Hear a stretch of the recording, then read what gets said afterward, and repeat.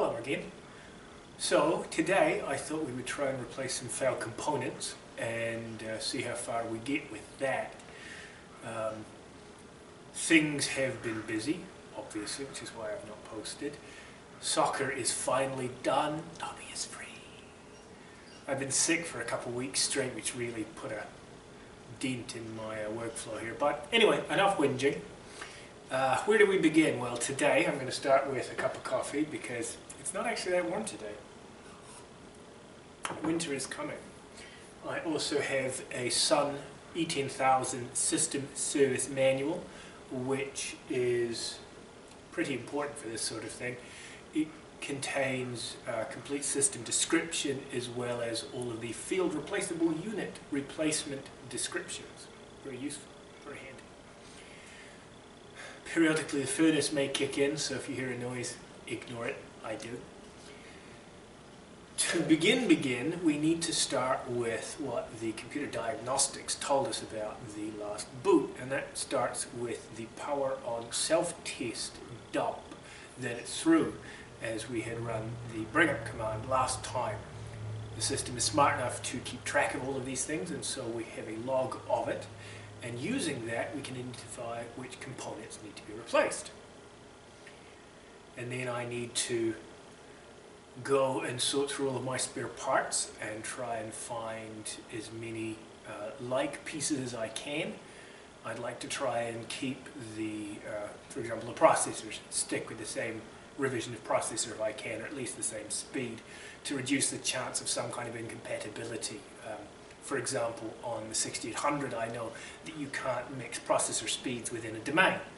The E10K might be a bit more tolerant, it might spin the faster ones down to the lower speed, I don't know.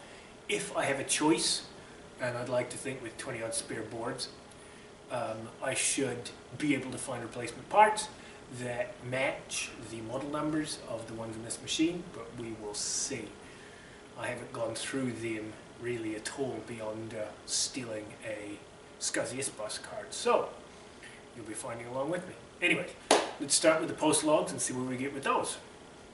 So what we have here is a list of all the power on self-test logs that go back to 2002, obviously well before I owned the machine. Conveniently, it logged the most recent boot, which is this guy here. And we can see that it's annoyed about one of the processors, which it marks as a hard fail, some record stops, and then all of the memory tests that fail. And what I figured is that the characters FRU appear at the beginning of all of the failures for the RAM. So if we do a grep for FRU on those guys, we get our list of DIMMs here: 0.13, 023, 111, 101, 135 and 036. The first digit refers to the system board, and then the second two refer to the bank and the module in the bank. Helpfully, this is where our system service manual comes in, because it gives us this sort of information to physically locate the DIMMs based on these IDs. And by searching for fail, we can also identify which of the CPUs. And so we see here that it failed processor 01, which is system board 0, processor 1. So as long as we can correctly identify which one is processor 1, then we should have a good chance of getting moving. So, we have our machine. We're going to give myself some space. There we go. And we'll begin by disconnecting the Ethernet cord and the SCSI cable that goes to the D240, one of which is already unhooked. There we go. Oh, come on. There it be. So, system board 0 through 7. This is the one that we're going to hit. The releases come in two parts. There is a friction tensioner in the front, and then the main handle itself. So we pull back on the tensioners. Ooh, that one was a bit stiff. And then release the handle. handle, which will pull it away from the center plane. And there we go. And very conveniently, they have carry handles. There we be.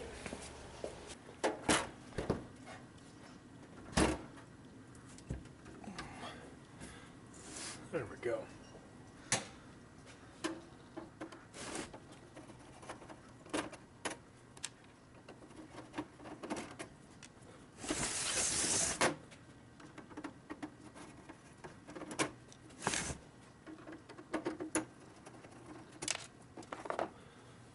Okie dokies.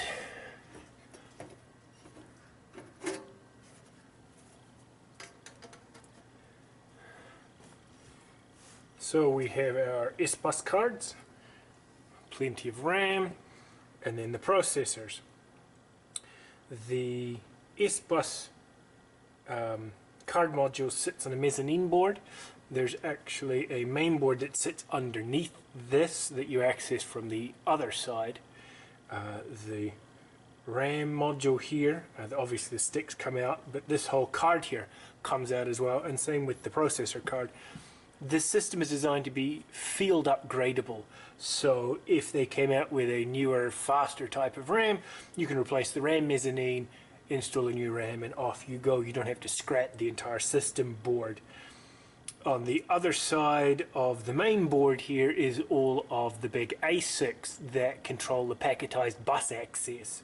So that would presumably remain the same, although you could change those out if you wanted to. Now, obviously we have a bunch of sticks of RAM and we have a bunch of processors, and I'm not sure which one is which. Interestingly, you can see that this one has a slightly different serial number on it. Let's go get our manual. Here we go. Processor 0 through processor 3. The handle is here, so actually it goes like this. So this is processor 1. This is the one that needs to go. Put our book aside. And I'm going to flip this around so that it is closer to me. And we're going to grab the special tool. That's not just some kind of reference to myself.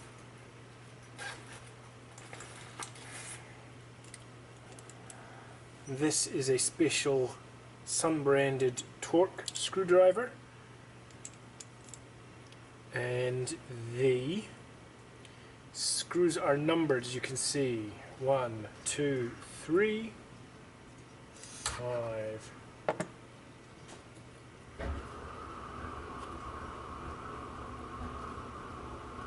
Wonder where 4 is. I think it might be time to read the manual, don't you? So we're back, and the answer is that it's right in front of me and I couldn't see because of the light reflecting off the plastic cover. So we remove it by following in the reverse order. It's 5. Oh yes.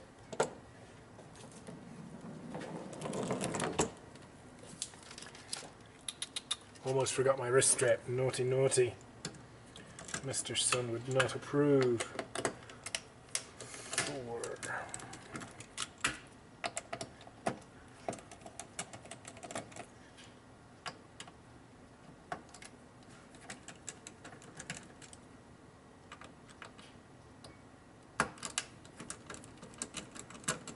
And 1.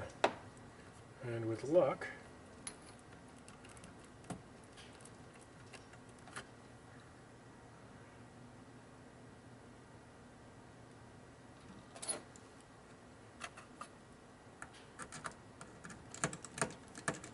definitely loose, definitely loose.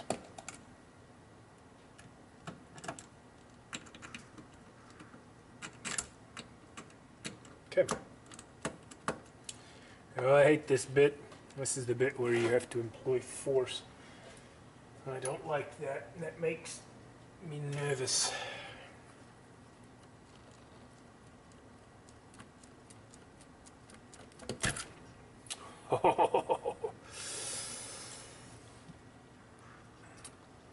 is.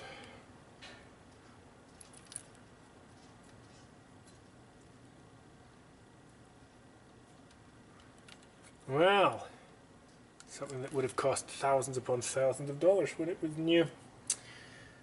Processor 1, that's a good sign. We didn't just completely goof it up. Now, I did do a quick check, and 501-5838 is up there. 501-5838 is a 400 megahertz UltraSpark 2.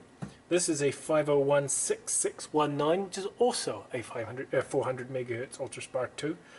There may be some case differences, I'm not certain. However, according to the service manual here, you should not mix processor speeds, so I'd guess that, but it also says that you shouldn't mix cache sizes, but if you do, it will simply result in the larger cache size being limited to the size of the smallest. So as long as I get the same module or newer, I should be okay. This is where the fun begins. I've got to try and find some system boards that have got the same modules on them, and pressing buttons on the keyboard there, and I've got to find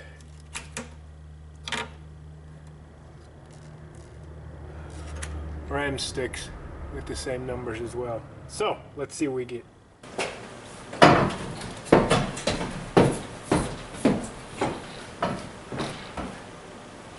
Spare computers, laser module, motion speakers, cradle cables, like that. Spare center plane, Onyx 2 skids, power supplies, fan trays, cables, center plane support boards, control boards, more fans, more power supplies, control boards, radio gear, and a couple dozen node boards. Hopefully one of these has matching processors. Where to begin?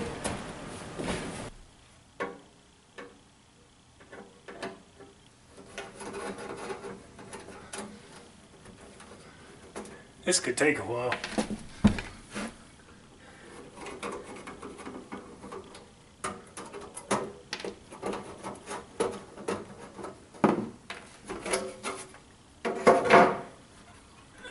Okay. 501-5838. 501-5838. Well, that was concerningly easy. 5838, 5838, 5838. Alright, let's see if our RAM stick matches. We have 501-2654. Oh, I don't want to ruin the bus connector. 2654. Huh. Well, I guess we found our donor. So I have regrouped, got myself a second cup of coffee, and we're going to take some sacrificial pieces from this system board.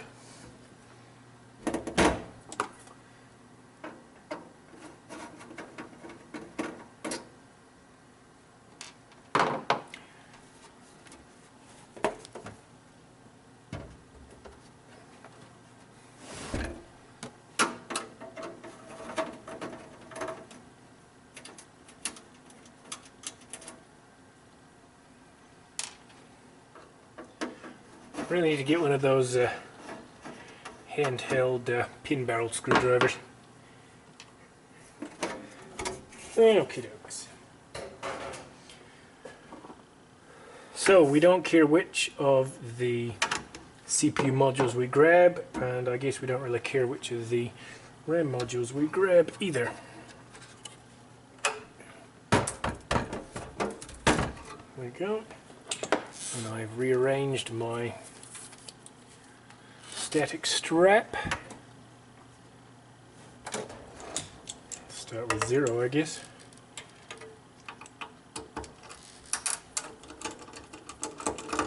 5.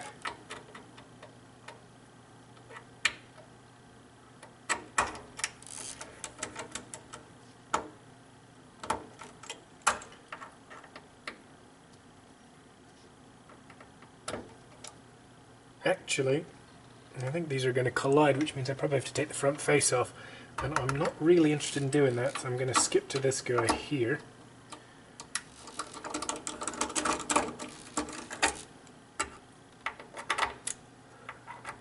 I'll have to make sure to mark this as a donor board later, so I know that I have been stripping pieces from this one.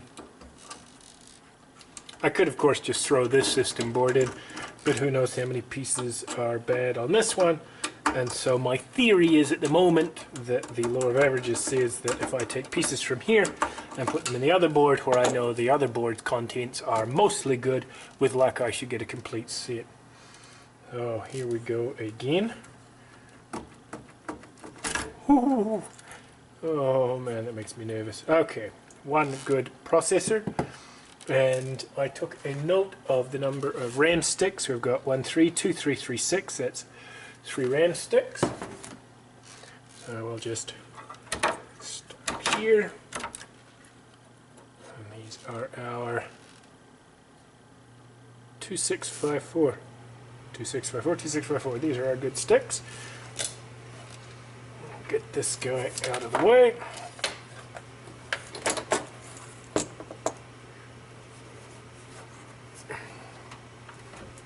There we go.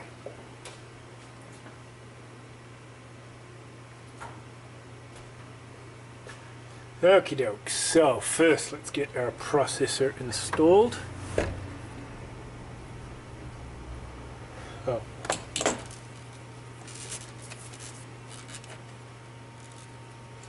So we line up connectors. There we go. Push it down and then tighten the screws. 1. And I'll just tighten them a little tight to begin with to get them to bed.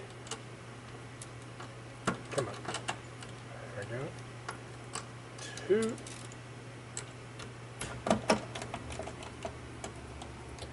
3. Oh, I'm sure you all can count. 5 there. Now, this is where the torques in this is going to come in handy, the torque wrench in this.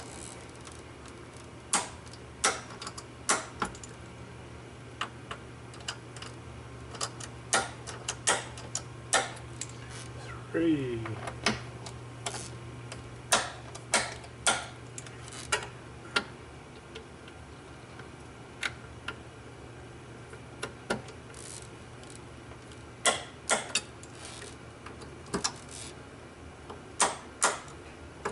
We'll go over them one more time just in case.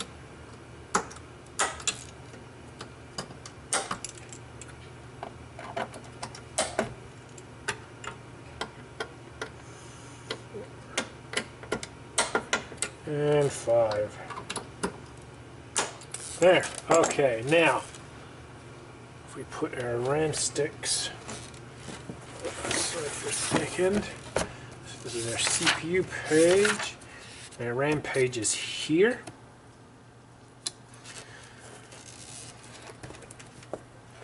Center plane side. No, other way around. There, like this guy. There. So we have 2, 3, which is the one that I've already removed. So we know we have to get rid of 2, 3. We need 1, 3, and 3, 6. So let's see.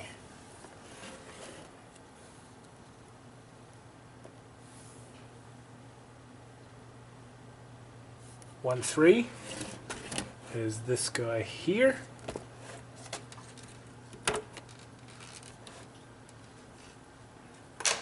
And then 3, 6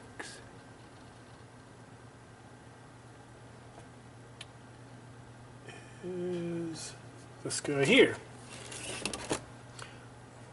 3, 7, 1, 7, 3/6. There.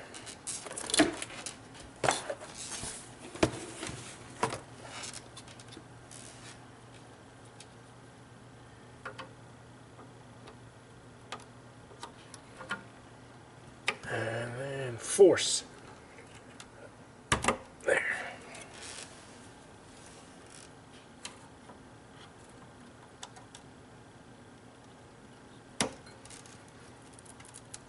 Oh God, I hate this. There. Once, just once, I have managed to destroy a RAM bus stick when it caught on the slot and I hadn't realized. Come on. There we go. Some of these sticks are a little different, aren't they? Huh. Alright, so in theory, place processor and RAM. Throw the cover back on and we'll do the next one. Right, I have system board 1. You'll notice that it does not have the S-Bus mezzanine card, so completely gone. Now we're to plug S-Bus cards into this, which is fine, I don't care about that, but I'm not messing with the processors. In theory they all work, so they can be over here. So we need to replace 01, 11, and 35. And if we go center plane side on our manual here, we've got 01, 11, 35, 01, 01,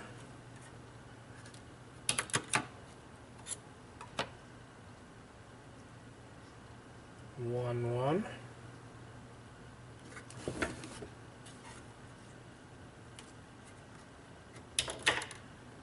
and we'll remove somebody's here.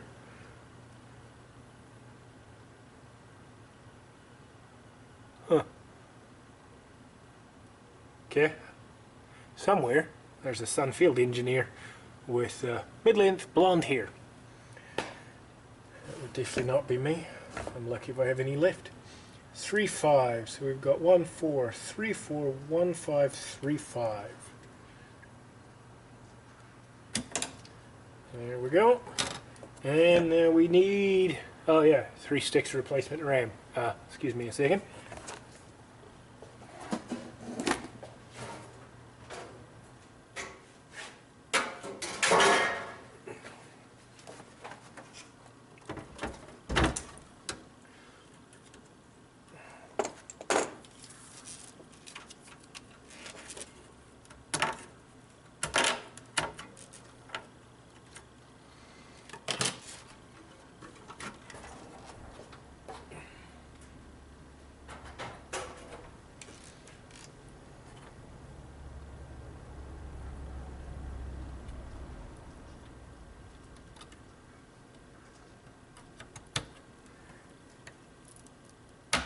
Whoa.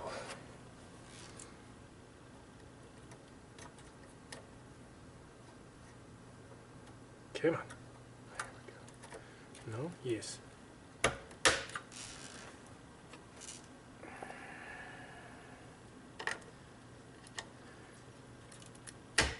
There. And button it back up.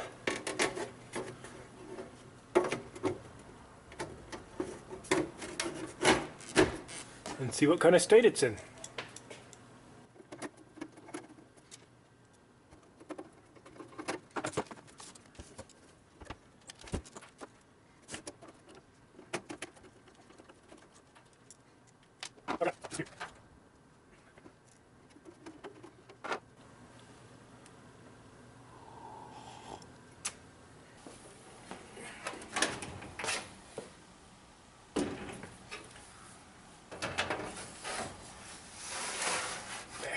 Rails, tuck the handles in.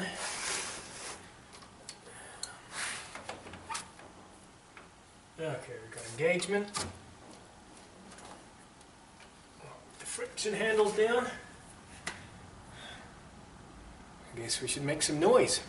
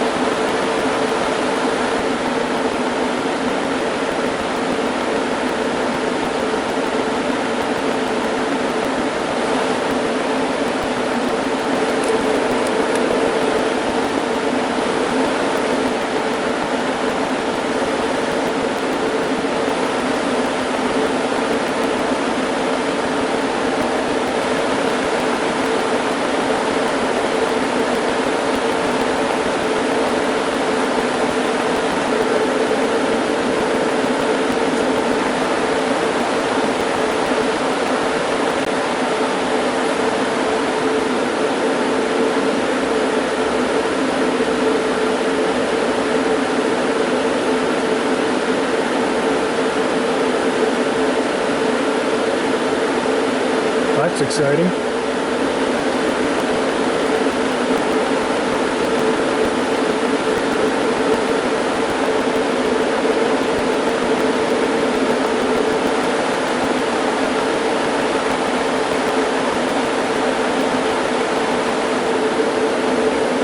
Processors, 3 S-Bus cards, 7.1 gig of RAM. So we're not fully there, because we really should have 12 gig of RAM. But we do have our 12th processor back, which is a good sign.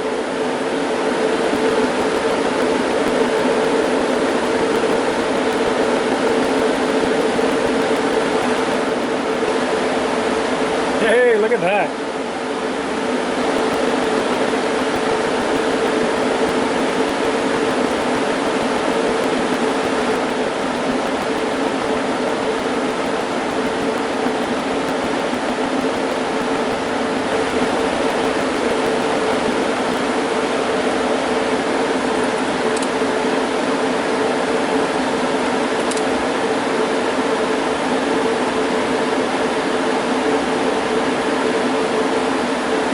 There we go. All right. So our E10000 is up. Let's see what we can find. Let's get this guy a bit wider, I think.